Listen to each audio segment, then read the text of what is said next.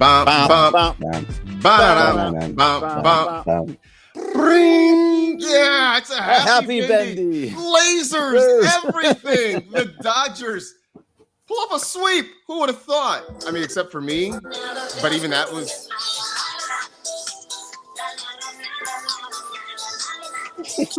Yes. The Dodgers sweep the Padres, locking it down with a 5-4 win on Sunday at Chavez Ravine on the strength of 3 home runs. That was all the offense the Dodgers generated. It was enough. The pitching staff did enough. They get the win. They take 3 from the Padres. And just like that, they're back in first place again. We will dive into the weekend and get you ready for this week as well. But first, welcome to the Blue Review, presented by LAX. I'm Marcus Grant, along with Greg Bergman and Parker Bell, and a shout out to the folks at LAX who are transforming the travel experience, saving guests time. For more information, you can go to flylax.com/transforminglax. Huge weekend. Coming off of getting swept by the Angels, a 4-game losing streak. It seemed bleak and dire. There was no joy in Mudville until the Dodgers figured it out and figured out how to win 3 games against the Padres. Greg, I have a simple question for you. Yep. Can you explain this Dodger team to me like I was a small child? I will do my best, but also we need to just point one thing out. It's super important, and I know you know what it is. Yes. It was you said it in the group chat yesterday. Yes. Where's Mr. Classic? Uh-huh. He is not in the chat. Weird. He has not shown his face in the chat yet. Weird. Mr. Classic, nowhere to be found after a 3-game sweep of the Padres. I think 2 things, are not really connecting here. If you want me to try and do this to like you were a 5-year-old child, the Dodgers, when they play good teams, can play really good. When the Dodgers play bad teams, they play very bad. Luckily for the Dodgers, in the playoffs, they only play good teams. That's pretty good. Yeah, I think that's pretty as close as I can get to as a 5-year-old. There's so much more to talk about, but I think for a 5-year-old, that makes the most sense. Yeah, I mean, I think that's pretty much sums it up. I mean, it just feels that way, right, Parker? They win 2 of 3 against the Blue Jays. I mean, yeah, the last one they let it get away and it was frustrating, but they still win 2 of 3 against the first place team. Looked just like they just discovered baseball against the Angels for 3 days. They come back and they win 3 against the Padres. So I guess I have to ask you, which version of this Dodger team is closer to the real version?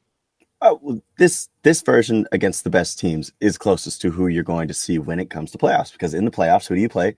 You play the best teams.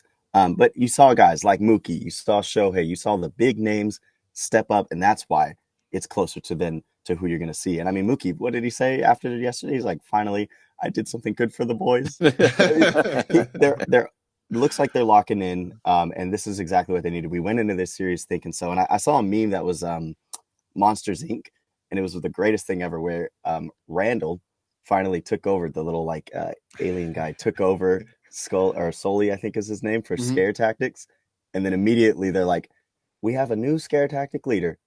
Never mind. And Sully comes out 2 seconds later with the most scares. I go, that's the Padres thinking that they're the hot bleep. And then all of a sudden the Dodgers remind everybody who the big brother is. Yeah. I mean, that was the funny part, right? That Padres fans, and was Jeff Spiegel sent us a tweet from Jeff Passan about the difference in the division leaders from June to August, like June 14th versus August 14th. And like pretty much all of them were different.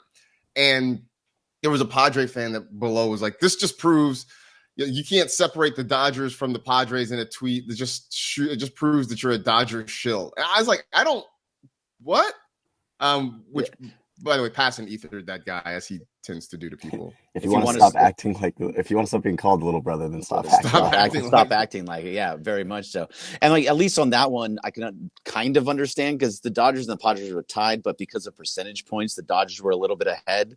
So it was just, I also saw people putting up banners that said we were in first place for 2 days. Marcus, so let's start here real quick, because this is going to kind of be the overarching topic of the episode. Abu Habidub in the chat says that was fun. I mean, pretty good. Yeah. He asks, did Dodgers really play good? I thought maybe the Padres just played bad. I think that's a good way to start into just this whole series because I think the Dodgers did play good. I thought they played certainly better than they did against the Angels, right? And I think it started with starting pitching. Guys, here it is 18 seasons later, and whenever the Dodgers need a win, they turn to Clayton Kershaw, and he usually delivers. And that's what happened on Friday night, right? They come into it, they've lost 4 in a row. The team's feeling bad, the fan base is feeling bad, everybody is just frustrated by what's going on. And then you get I won't say a vintage Kershaw performance because he's not the same guy at this point, right? He's a guy who barely touches 90 on the radar gun.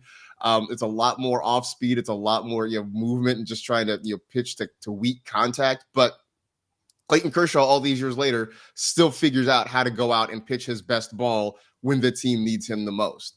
Then they follow that up with Blake Snell, battling and giving them 6 innings, and then Tyler Glasnow, maybe not his sharpest, but figuring out how to get them through 5 innings with a lead. So, I think the Padres, Greg, can point to mistakes, running themselves into outs, just weird, bad fielding. I mean, Jackson Merrill just getting handcuffed on a fly ball in center field that led to a couple of runs. So they can definitely point to that. But, Greg, I do think the Dodgers did as much to take that series as the Padres did to give it away. No, they fully won that series. They took that series. They played well. They won in different ways for the most part too. It wasn't fully like the offense didn't just all of a sudden magically come alive. That's not what happened here. It was maybe yesterday in the first inning, but besides that, it didn't just come alive. I would say the first in that first game with Kirsch, that was a great Kershaw performance, and they just kind of got through it, and they did what they needed to against Vasquez, and played some good defense, and even the bullpen was still decent to good on that day. When it was a totally different game on Saturday against Dylan Cease. Against Dylan Cease, they just looked like what they used to do. This was all what the Dodger team is that we love and watch all the time, is that one that is patient. They just worked him for walk after walk after walk, and that's how they were scoring the runs. At one point, I think they had 4 or 5 runs with only 1 hit. Yeah. So they were getting sack flies. They were walking in guys. Like they were doing what they needed to do. They were being patient at the plate. When you're patient and then you put the ball in play, good things happen. And that Jackson Merrill, that drop, it made a difference in the fact that it pushed the lead up, but they were already kind of going to win that game and kind of going away. The fact of the matter was you put the ball in play and good things start to happen. That was one of the first times in a long time that I've seen a play of that magnitude, a ball fall for the Dodgers. That ball does not normally fall. That's this whole year. It's like, God, they can't do anything. It's usually a massive diving catch or Ramon Laureano making one falling back and just sticking his hand out and grabbing a ball. Like that's kind of what. And then on Sunday, it was the offense. You saw it in different ways, and you saw the bullpen start to look like, okay, we're going to actually get through this, which I was shocked that Alex Vesia got through that. I was so terrified that he was not going to get through that in the bottom of the 8th and in the 9th, but he did it. And like Jeff said in our group chat, he only had 1 swing and miss. It was the only one that mattered. It was the one that counted the most. Yep. Striking out Manny Machado to end the ball game. The bullpen was interesting because I think for the most part they were good. It was a tight rope act for sure for them to get through this thing.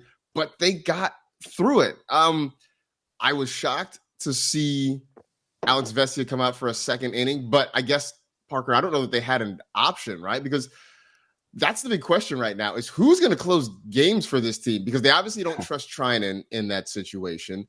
They're sort of putting Vesia in there, but he has not been great. Fortunately, they're going to Colorado where hopefully it's not an issue. But, Parker, right now, who do you trust to take that 9th inning? I don't think there's one overall guy you can put at the top of the trust tree at the moment. There's just not. So you're going to continue to see a rotating cast. While Vesia has probably the most energy doesn't necessarily win you games. It's good for a closer role. I get that part. But yeah, Treinen, Bonda, all these guys are putting men on bases way too often to be trusted at that high leverage of a moment in terms of closer role. So I don't know. We've seen some lightning in a bottle with certain guys throwing 103.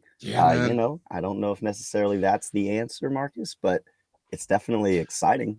Well, Henriquez, looked really good on Saturday night. Granted, he had a 6-0 lead to work with, but still went out there and got the job done. Kept it at a 0.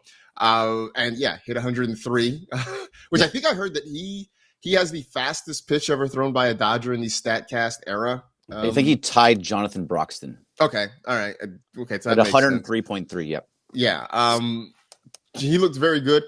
I almost texted you guys this, but I didn't want to jinx it, which I probably would have, because at one point I was like, am I starting to believe in Alexis Diaz? And then he hit a guy and gave up a run. So I was glad I didn't send that text, because then I would have looked like a big dum-dum. But Greg, there does seem to be help on the way. Tanner Scott is on a rehab assignment. Kirby Yates is on a rehab assignment. I know Michael Kopech, they're still sort of waiting on, because I know his simulated game or whatever it was did not go very well. But it does feel like the arms that they were counting on are starting to come back. Now, I guess it's just a question of, can they pitch to their expectation? Yeah, I mean, that's what you're hoping. But look, I'm not going to feel good about this bullpen for a little while, even when those guys come back. They need to come back, and they need to prove that they're going to be good.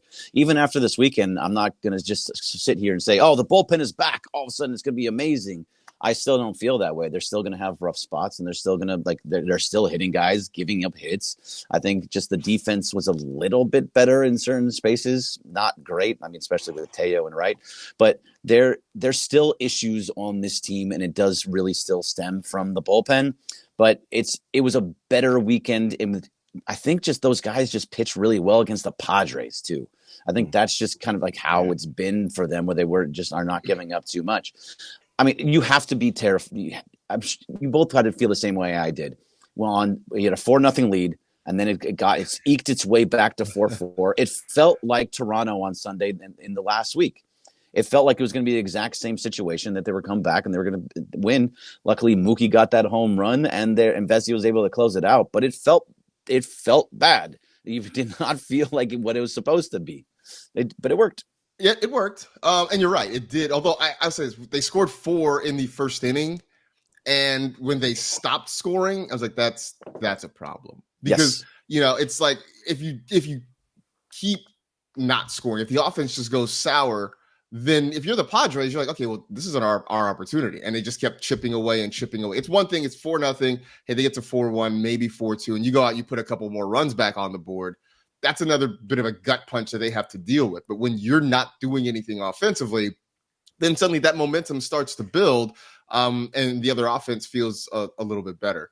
I just want to Mr. Classic's here. Welcome. Hey, hello, Mr. Classic. I just want to bring something up that you got in your rant last week, which I was very proud of. I was very happy that you had your rant last week.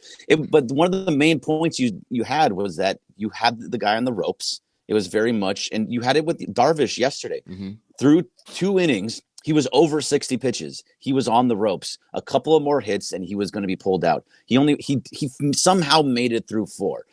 4 is still a low amount of number, but you could have gotten him out after 2 or 3. So because the bats died, he was able to make it through 4 and ease up on their bullpen a little bit. No matter what, that has to change. I was happy that they got those 4 runs in that first inning, but besides that, it kind of went the opposite way of what you were looking for. So when you have guys like that, like Darvish, like Cease, like those guys on the ropes, you have to knock them out. You have to, otherwise they're going to ease up, and they're just going to coast for as long as they can. Yeah, well, I was definitely worried on Saturday when they had guys on early against Cease. And you're just like, okay, they got to get a couple. I think they'd gotten 1. It's like, well, they got to figure out how to get a couple more, because that really felt like if they didn't get multiple runs against Cease, that he was just going to lock in, and it was just going to be a tough day. Fortunately, that was not the case, but that was certainly my fear. Greg, I do want to ask you though, real quick, because I see this in the chat. Teoscar Hernandez. Oh boy, the bat has been great. Right? I mean, he hit a couple home runs. He drove in some runs. The other parts of the game may be a little bit frustrating. And I see a debate about Teo in the chat right now. I know you were very frustrated. You and Spiegel very frustrated in the text chain about him over the weekend. Yeah, Teoscar Hernandez is frustrating. I still believe he is not a right fielder, and he's proving it every single day. I think when I put it out on Twitter, I was talking about how it's all effort. And what he's doing, his effort is causing runs one way or the other. What's happening in right field with his lazy play, or I would say his timid play in right field, that's causing runs to come around because he's not sprinting after balls. Now, if he does have this lingering hamstring or groin issue, I can kind of understand that. But then there's an argument about whether should he be in that situation? Should he be in that position to not be maybe put him in left where he doesn't have to be as active. He still has to be active out there, but you can kind of hide guys in left field a little bit more. So should he be in right if he does have hamstring and groin injuries? There's a conversation there. But the thing that was bothering me the most about Teo was the effort in general, and it was on the base pass. In that he put a shot into no man's land where the center fielder and the right fielder, was it Merrill and Laureano? It might have been Laureano and whoever it was, but because and Sheets possibly, but they were both coming in, and it was in no man's land. That was not an easy ball, and he was running up the first base line with his head down, jogging, and then when it landed, it was going to be the third out. When it landed, he is stuck on first.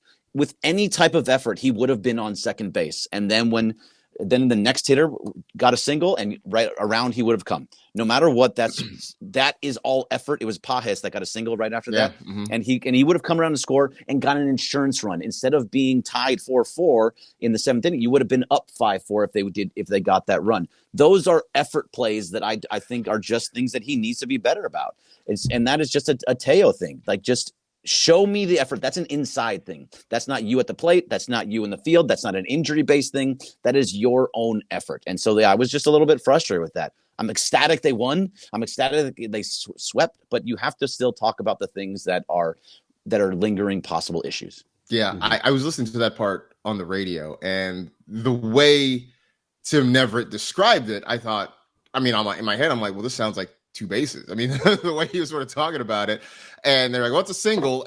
But even there's sort of an apprehension with him and Rick Monday where it was like, I think Rick Monday basically said, he was kind of jogging up the first baseline. It was just this, they didn't say it outright, but there was definitely this tone of he should be at second base right now. Yeah. And so then I did feel the same way. Like, oh, well, if he's on second and Pajes gets the base hit, then that is the insurance run. I'm glad Mookie hit the home run. It all worked out for the best. But there's just one more point to that, Parker, real fast, is that on the broadcast, they went over it over and over again. Steven Nelson and Oral Hershiser actually showed him what they said. Watch him, his head's down, going to first base. He should have been on second base. Then when Pajes got the hit, he sat there saying that should have been a run. That should have been that was all effort. And I see in the chat Drew saying Greg loves to nitpick. I do, because that's what we should be doing. Are you new to this show, Drew? Is this your first day? Is this your first? Welcome aboard. We're glad to have you. But this is kind of what the show is. Those effort plays are what's the difference in playoff series. That's the difference in a World Series game. Yeah. Those effort plays are what changes games. That the Yankees didn't have those effort plays. The Dodgers did. They won the World Series in 5. If those types of things happen, those effort type of situations happen in the playoffs, you're going to lose games. So this is important to talk about. And I think it's the fact, Greg, that it's looked like this for a few months now for Teoscar specifically, but then there's also some other guys with lingering things. I believe that, he's not nearly close to 100%. He might not even be 90. I think he's playing around that 80%. And the good news is, at the very least, we're going to start to see some rehabs within this week from Hesong and Kike, which could give Teoscar, hey, my man, take a couple games off just to see if we can get closer and closer. Because while you're finding your swing, those hustle plays aren't going to come if you're just jogging. And maybe it's not that he's just jogging. It's just that he physically can't go full out. Or mentally, he's I don't want to go full out because I'm worried about getting hurt. So we see some guys coming back pretty soon. That might be able to help us out, Marcus. Yeah, absolutely. By the way, you mentioned Kike. Can we just take a moment to acknowledge he spent the time working on his mustache? Yeah, he did. He's looking like full COVID Kike. He's getting real close. Looks like a Chicago police officer. Like he should just be in a squad car eating some crullers with coffee. Like that was the vibe I got from Kike. Whatever needs to do, as long as he hits in the playoffs, I'm happy. As long as he hits in the playoffs, I don't really care. Do whatever you like. Shave your head. I don't care. Turning our attention to what's coming up this weekend, the Dodgers start a 4-game series tonight in Coors Field at the Rockies. Yoshinobu Yamamoto getting the start against Kyle Freeland. And I heard them talking about this on the broadcast yesterday. They were announcing the probable starters. And when they said, Greg, that Kyle Freeland has a 3-12 record with a 5.18 ERA, I got a little nervous. So you're saying in Coors Field he's going to throw a no-hitter and look like a Cy Young? I mean, I just worry. We know the history of this team. When you see that ERA at like 5-something, a dude who 3-12, like, how do you have that many decisions? It's that bad. I don't know, but I mean, they're bad. Like the team that the Rockies are looking to be the worst team in Major League Baseball history this year. That's the path that they're going. But I mean, I am a little bit worried about Coors Field in general. The teams that leave Coors Field recently do not tend to do well when they get back from Coors Field. I mean, the Blue Jays were on fire coming off of Coors Field, and they lost it all when they played the Dodgers. Even the Twins, when they were in Coors Field, they came back to the Dodgers, and they didn't look all that good. So a little bit worried about that whole thing of, that maybe they won 3 in a row, then maybe they do well in this series, sweep this series, but then they feel good about themselves, and it all falls apart because they're not at Coors Field anymore. I hate that ballpark. Just shoot it into the sun. It's just the worst ballpark in the league. Just shoot it into the sun. Move them. Get them out of Colorado. Move them somewhere else. It's ridiculous. By the way, you were saying that they may be the worst team in baseball history. I'm doing that. They have 38 games left. They have to somehow win 7 to be better than the White Sox from last year. Can they win 7 of their final 38 games? They've won 35 out of their first 124. Quick look, tough schedule. So good luck, Rockies. Well, I mean, when you're the Rockies, every part of the schedule is sort of tough. But yeah, they got the Dodgers. Padres twice. I know the Astros are slumping. They're still a good team. The Cubs. Giants twice. The Mariners are still hanging around. Like they've won 3 in a row. It was what it looks like, but their run differential is minus 327. 327. I think I saw that. Like, I think everybody else in the National League West has either a positive or close to even run differential. Right. And it's the Rockies that's bringing down the entire division. So the Nationals are minus 151. That's the only other team in Major League Baseball with a above 100 negative run differential. Yeah, I just the NL West, I think has like a minus 200 or something like that run differential, mostly because of the Rockies. Minus 327. So quickly, Marcus, before you close us out, did you guys see Manfred's comments on the Mets broadcast about the realignment? I think that maybe later this week when it's going to be the Rockies, so maybe we can get into it on one of these episodes. Interesting. Yeah. Look, man, I grew up in a time where in the NFL, the NFC West only had one team actually in the West. That was it was the 49ers, and the rest of the NFC West was St. Louis, New Orleans, Atlanta, Carolina. Like that was the NFC West. And then just the 49ers all by themselves out there on the West Coast. Yeah, it's very, very strange. But I don't know, what are you changing? I mean, there's some things to change. Are we taking Houston back into the National League? I don't really understand process here. I mean, but if they go like Padres, do you move the Rangers, moving the Rockies over, I don't know. I have no idea. Yeah. Actually, no. I don't want the Astros back in the no, not at all. Absolutely not. I don't want to see that team. We don't need to 12 times a year, right? Whatever it is. Not interested in that. So. No, thank you. What we are interested in though is you hanging out with us here on the ESPN LA YouTube channel. It's been another edition of the Blue Review presented by LAX. Thanks to everybody in the chat. Stick around. First pitch coming up with Travis and DeMarco and Bergman. So be sure to stay tuned for that. We'll be back with you tomorrow here.